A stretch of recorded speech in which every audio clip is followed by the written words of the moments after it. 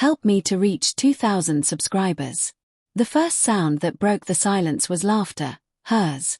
That sharp, high-pitched laugh that used to make my heart skip now cut through me like glass. It came from her phone, echoing in the dark of our bedroom, followed by a man's voice. Deep. Confident. Too familiar. I froze at the doorway. My wife, Lena, lay on her side of the bed, face illuminated by the blue glow of her phone.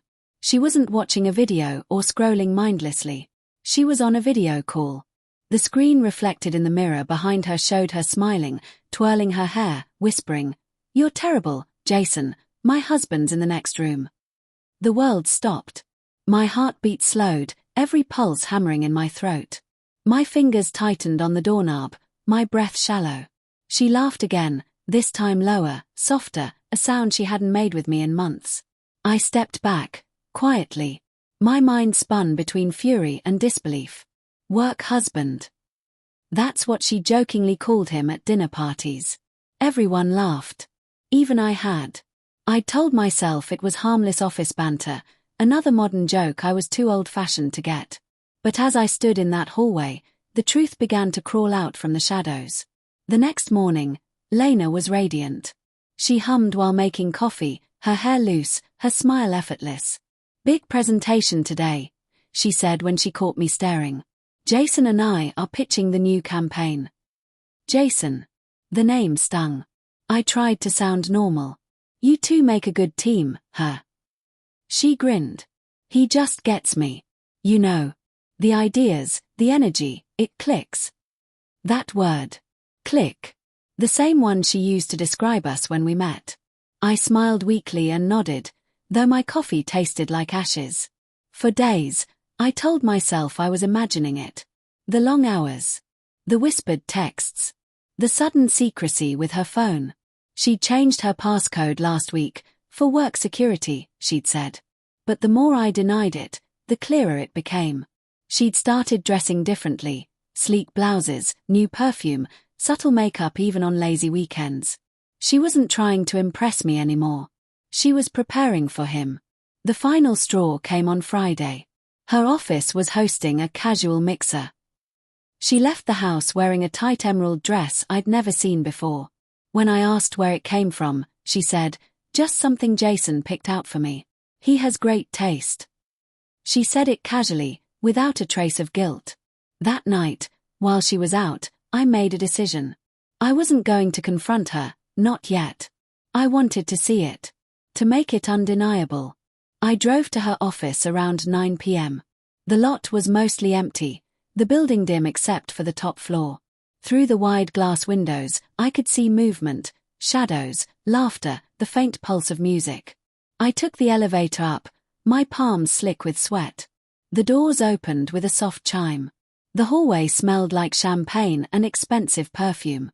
And then I saw them. Lena and Jason, standing close, too close, by the corner table. Her hand brushed his chest as she whispered something that made him smirk. He leaned in, said something back, and she laughed that same intoxicating laugh. Every instinct screamed at me to storm in, to tear the mask off both of them. But instead, I pulled out my phone and took a single photo. One picture. Proof that would end it all. Then I turned and walked out. When she came home later, I was sitting on the couch in the dark. She jumped when she saw me. "You scared me," she said, setting her purse down. "Why are you up? Did you have fun with Jason?" I asked quietly. She froze. Her expression flickered, shock, confusion, then calm. "It was a work party, Mark. Don't start." "Work party, her." I reached for my phone and showed her the photo. The color drained from her face. It's not what it looks like." Her voice trembled. "We were just talking." "Talking with your hand on his chest?" I asked. "In a dress he picked out." She blinked rapidly, the mask of innocence cracking. "You're reading too much into it." I stood up, anger rising in waves. "Then tell me, Lena. Who were you whispering to last night when you thought I was asleep?" Her mouth opened, then closed. Tears filled her eyes. "It was just harmless flirting. I didn't mean for it to go that far." But it did go that far, didn't it? My voice broke. Tell me the truth. Silence. And then, barely audible, she whispered, yes. I don't remember sitting down. My legs gave out, my chest hollow. All those late nights, the distant smiles, the careful lies, they rushed through my mind like a flood. I thought you loved me, I said. I do, she whispered, sobbing. I just felt seen again. He made me feel alive. You've been so distant, so predictable. I didn't want to hurt you. The cruelty of that excuse stunned me. You did hurt me, I said softly. You destroyed everything we built. She fell to her knees, clutching my arm. Please, Mark. It was a mistake. I'll end it. I swear. I looked at her, the woman I once adored, now a stranger in my living room. For a moment, I wanted to forgive her, to believe her tears. But then I remembered the laughter, the secret calls, the dress, and I knew forgiveness would only keep me chained to her betrayal. The next morning, I went to her office. Jason was there, leaning against his desk, smiling when he saw me. Mark, right? Lena's husband, he said casually. I walked up to him, placed my phone on the table, and pressed play. The recording of Lena's whispered confession filled the room. His smile faded. I thought you should know, I said quietly. She said it was just harmless flirting. But apparently, it wasn't. He stammered, look, man. Save it. I turned and walked out, leaving him pale and speechless. That night, Lena came home to an empty house.